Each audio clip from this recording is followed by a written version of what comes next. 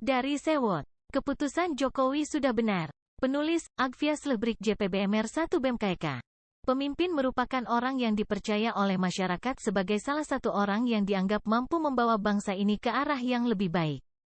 Indonesia sebagai negara demokrasi memilih pemimpinnya dengan cara pemilihan umum. Maka lahirnya presiden yang dipilih mayoritas masyarakat Indonesia. Hampir 2 periode lamanya bangsa Indonesia mempunyai presiden yang berkarakter santun, tenang dan murah senyum. Berbagai persoalan negeri ini selalu dihadapi oleh senyuman dan keputusan yang diambil melalui pertimbangan matang. Berbagai kritik tajam bahkan cenderung hujatan dan makian dibiarkan begitu saja tanpa tindakan berlebihan, semuanya dihadapkan sesuai hukum yang berlaku. Sebagian masyarakat Indonesia masih ada saja yang selalu berpikir negatif apapun kebijakan pemerintah. Seperti PPKM darurat yang dianggap hanya menyengsarakan rakyat. Padahal kebijakan ini diambil melalui pertimbangan yang sangat matang.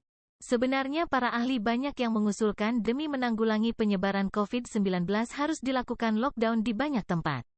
Tetapi Presiden Jokowi mempertimbangkannya terlebih dahulu dan akhirnya dilakukanlah PPKM darurat yang merupakan semi-lockdown.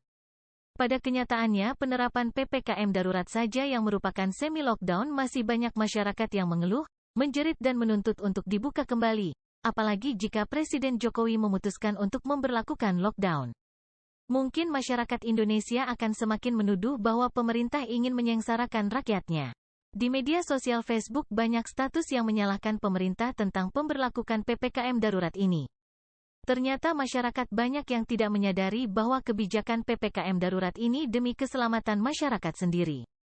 Karena jika masyarakat kena COVID-19 akan lebih sulit ditangani sebab banyak rumah sakit yang telah penuh dan pasokan tabung oksigen terus menipis. Mereka begitu aktif mengeluh, menyalahkan pemerintah tentang PPKM darurat dan menuduh pemerintah menginginkan masyarakat sengsara. Padahal mereka juga banyak mengupload foto sedang bersepeda ria ke berbagai tempat dengan pose-pose foto yang ceria. Mereka tidak tahu masih bersepeda dan berfoto dengan tawa riang karena salah satunya kebijakan pemerintah yang menerapkan PPKM darurat dan proses vaksinasi.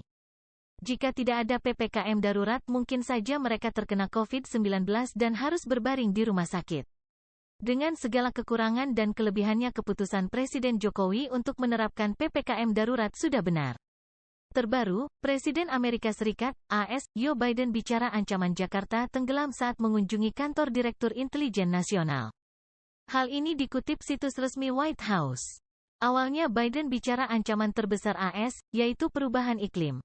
Indonesia pun disebut terkait ancaman tenggelam dan rencana Indonesia memindahkan ibu kota negara.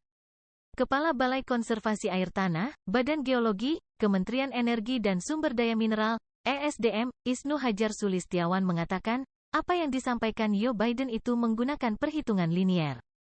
Namun, berdasarkan pengamatan Badan Geologi, tidak semua penurunan muka tanah di wilayah DKI Jakarta terjadi secara linier. Bahkan, tidak semua wilayah di Jakarta Utara, Jakut, daerah yang paling rentan, mengalami penurunan tanah yang sama cepatnya. Dia menyebut, penurunan tanah di sekitar Tanjung Priok 0,8 cm per tahun.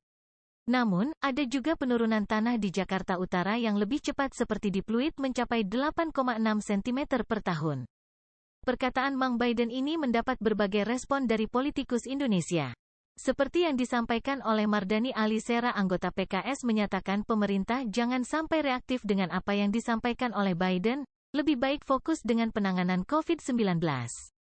Oposisi sudah sejak lama tidak menyetujui rencana pemerintahan Jokowi memindahkan ibu kota negara ke Kalimantan Timur. Mereka menganggap rencana Jokowi hanya mengada-ngada dan ingin mempunyai sesuatu di akhir masa bakti Presiden Jokowi. Padahal Presiden memutuskan untuk memindahkan ibu kita dengan pertimbangan yang matang. Saya yakin keputusan Presiden Jokowi sudah benar.